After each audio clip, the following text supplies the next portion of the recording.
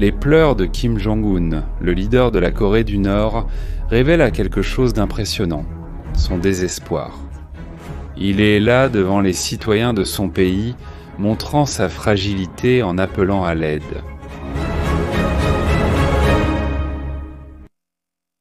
Cette scène inattendue s'est produite il y a quelques mois et a laissé beaucoup de gens surpris. Après tout, l'image d'un leader autoritaire implorant ses citoyens de faire quelque chose est au moins intrigante. Mais que se passe-t-il vraiment derrière les rideaux du régime de Kim Jong-un ? Comment un pays qui a tant privilégié sa force militaire et nucléaire en est-il arrivé à ce point ? La Corée du Nord est-elle sur le point de s'effondrer ? Aujourd'hui, nous allons révéler le côté sombre de la Corée du Nord et montrer comment certaines décisions de Kim Jong-un peuvent conduire le pays à un abîme. Et pour que vous compreniez ce qui se passe, commençons par l'économie. Vous avez probablement déjà vu que la Corée du Nord se présente toujours au monde comme une puissance militaire. Mais la réalité ne pourrait pas être plus différente. Le pays, en réalité, s'effondre de l'intérieur.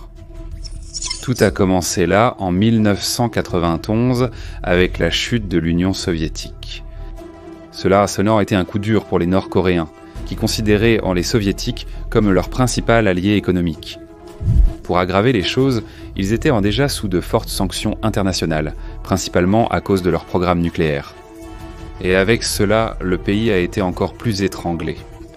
Aujourd'hui, le produit intérieur brut par habitant de la Corée du Nord est seulement de $1 200.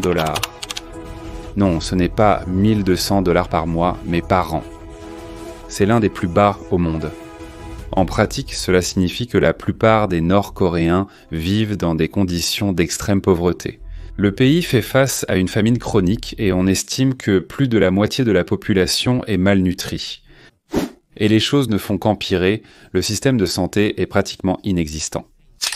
Les hôpitaux n'ont pas de médicaments de base et font face à des conditions d'hygiène alarmantes. Pour vous donner une idée, seulement 70% des familles ont accès à un logement convenable. Pendant ce temps, Kim Jong-un continue d'investir des milliards de dollars dans le programme nucléaire. Et vous savez pourquoi il fait ça ? Pour la survie. Kim a une peur énorme de perdre le pouvoir. Il croit que ces armes nucléaires sont la seule assurance contre une possible invasion des États-Unis, de la Corée du Sud ou de toute autre puissance. Mais comme vous pouvez l'imaginer, cette obsession a un coût. Alors que Kim dépense des fortunes en armes, le pays s'effondre. Nous arrivons ici au point le plus critique de l'histoire. La raison pour laquelle Kim Jong-un a versé des larmes devant le peuple de son pays. La raison pour laquelle il a agi ainsi est que sa population est littéralement en train de disparaître. D'abord parce que, de plus en plus, les Nord-Coréens fuient dans leur pays. Même s'il s'agit de l'un des pays les plus fermés, où les frontières sont contrôlées et surveillées presque de manière paranoïaque, la population est de plus en plus déterminée à prendre des risques pour s'échapper. Et le nombre de déserteurs ne cesse d'augmenter chaque année. Selon le gouvernement de la Corée du Sud, le nombre de déserteurs arrivés dans le pays a triplé en 2023 par rapport aux 2 années précédentes. La Corée du Nord est également confrontée à ce problème avec ses soldats qui sont en Russie, mais nous en parlerons un peu plus tard. Mais le facteur le plus critique qui contribue à la diminution si rapide de la population de la Corée du Nord est son taux de natalité. Bien qu'elle soit l'un des pays les plus pauvres du monde, la Corée du Nord fait face à une réalité à la fois curieuse et paradoxale. Son taux de fertilité est plus proche de celui des pays développés, comme le Japon et la Corée du Sud, que de celui des autres pays pauvres. Actuellement, le taux de fertilité en Corée du Nord est de 1,7 enfants par femme, bien en dessous du niveau de 2,1 enfants par femme nécessaire pour maintenir la population stable au fil du temps. Cela s'appelle le niveau de remplacement de la population. Cela signifie que la population de la Corée du Nord vieillit rapidement alors que le nombre de naissances n'est pas suffisant pour remplacer les générations plus âgées. C'est dévastateur pour un pays comme la Corée du Nord, qui dépend fortement d'une main-d'œuvre jeune et nombreuse, à la fois pour soutenir son économie basée sur le travail manuel et pour composer son gigantesque armée, qui est l'une des plus grandes du monde en termes proportionnels. En réponse, le gouvernement nord-coréen a pris des mesures drastiques. Premièrement, il a interdit les avortements et l'utilisation de contraceptifs. Les médecins qui pratiquent des avortements clandestins peuvent encourir jusqu'à 10 ans de prison.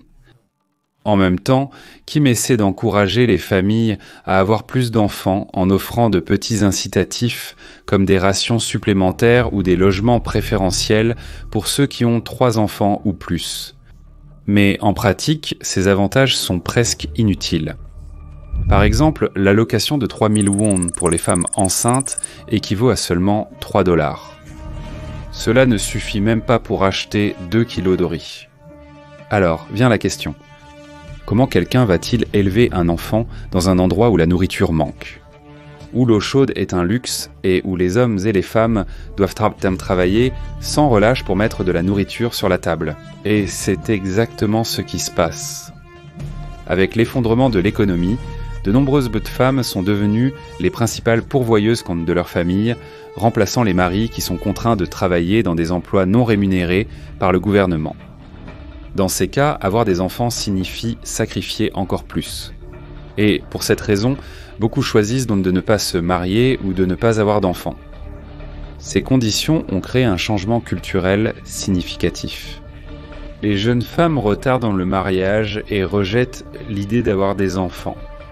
Pour elles, grandir dans un pays dévasté par la faim et la pauvreté, il est clair que d'amener des enfants au monde serait un fardeau insupportable. Malgré cela, le gouvernement blâme ces femmes pour avoir absorbé des valeurs occidentales et les accuse d'être influencées par des idéologies capitalistes. Pendant ce temps, la Corée du Nord doit affronter un nouvel ennemi dans l'ombre, la contrebande. Le commerce clandestin de clés USB et de DVD contenant des films et de la musique de Corée du Sud est devenu un gros problème pour Kim. Après tout, cela expose les Nord-Coréens à une réalité complètement différente.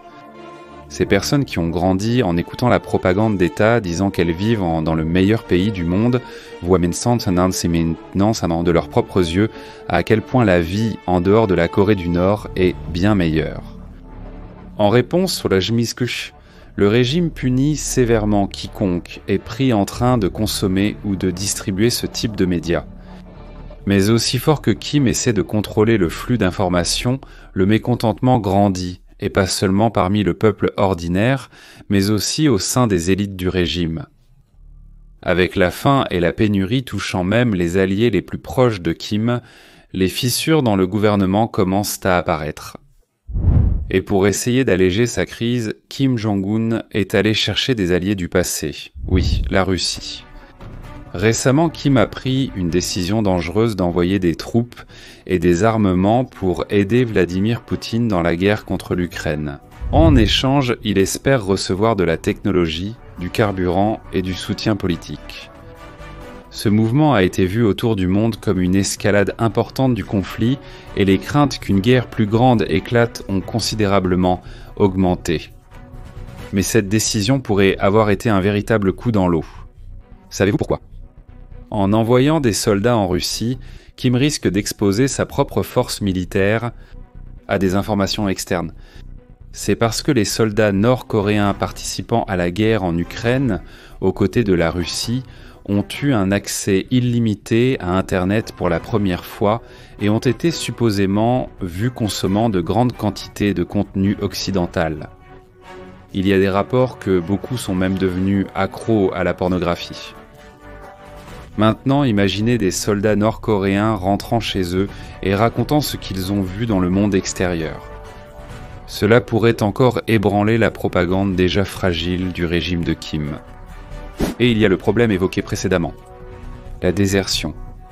Kim Jong-un est extrêmement préoccupé par la possibilité de désertion des soldats nord-coréens en Ukraine. Outre l'influence externe à laquelle ces troupes sont désormais exposées, il y a un autre problème, la Russie. C'est parce qu'il est de plus en plus évident que la Russie utilise les Nord-Coréens comme une ressource jetable. Ils sont envoyés en masse sur la ligne de front sans aucun soutien ou formation adéquate. Et vous savez ce qui est pire ? Pour éviter que les soldats ne fuient de l'autre côté, la Russie leur promet des paiements attractifs. Mais le plus triste dans tout cela, c'est qu'ils ne verront probablement même pas la couleur de cet argent. Nous arrivons donc à la grande question. La Corée du Nord est-elle vraiment au bord de l'effondrement ? Un article publié par le Carnegie Endowment for International Peace, un groupe de chercheurs sur le sujet, donne plusieurs raisons de le croire. Tout d'abord, l'économie est en ruine, avec des pénuries alimentaires et énergétiques.